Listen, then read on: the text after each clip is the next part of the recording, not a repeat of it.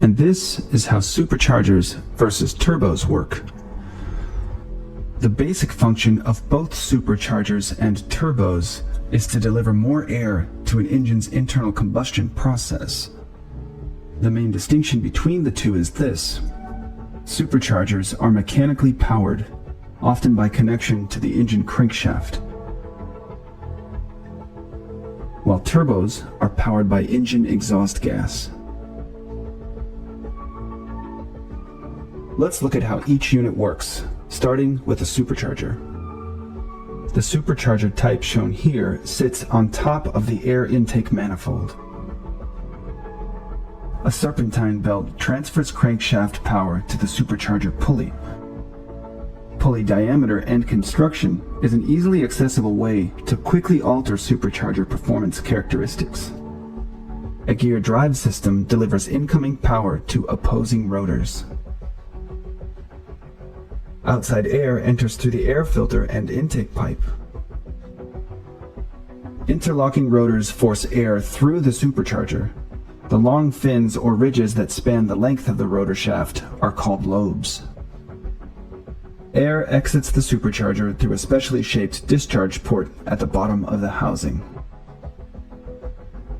Here are a few common supercharger types. Roots. The Roots type supercharger saw its first automobile application in 1900. The term blower or blown engine originates from the Roots supercharger's basic function as an air blower, as opposed to other designs that compress air. Twin screw. Twin screw type superchargers feature complex rotors with intricately designed lobes that compress air as it moves through the unit. This increased complexity results in better performance, but also higher manufacturing cost. Centrifugal. Centrifugal superchargers have much in common with the turbo design concept, though they are still mechanically driven. They produce an exponential power curve and are often tuned to make full boost at engine redline.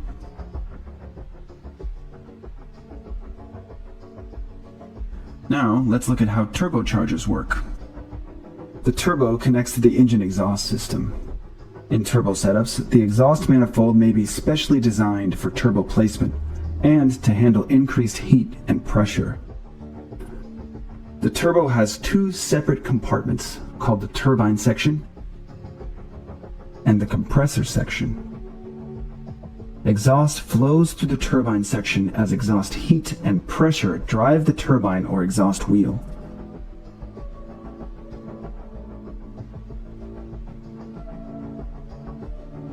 A sealed shaft connects the exhaust wheel to the compressor wheel.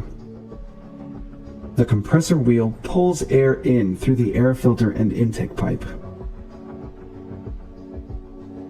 Its specially shaped fins force air through an increasingly smaller chamber, building compression. Air gets hot during intake and compression, so most turbo setups have an intercooler between the turbo and engine intake to get air back down to ambient temperatures.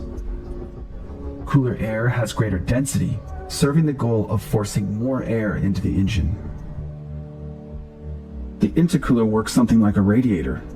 Hot air passes through internal tubes as outside air rushes by for cooling.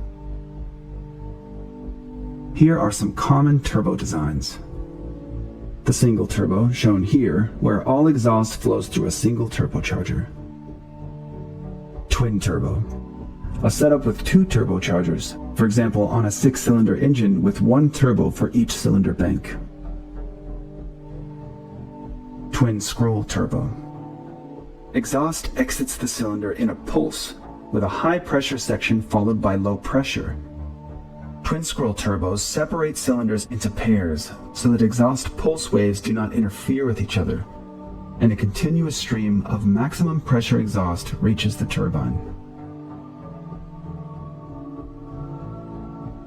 Now, let's compare superchargers and turbos in very general terms.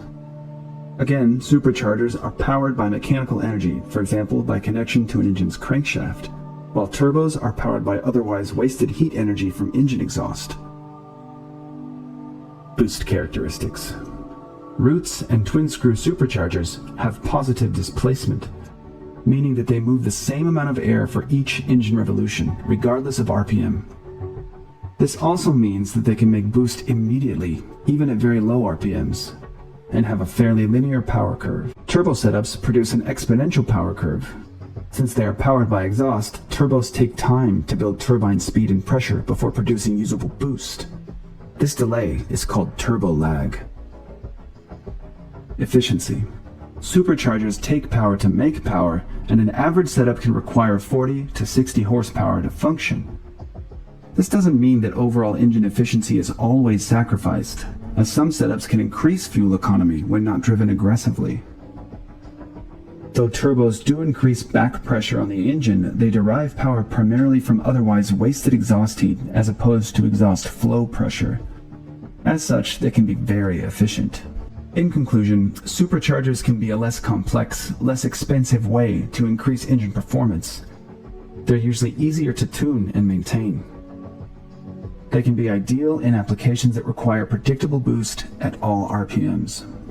Turbos might require more peripheral parts like oil and vacuum lines, an intercooler, custom exhaust manifolds and exhaust piping, and so on. Turbos can require more skill to properly configure.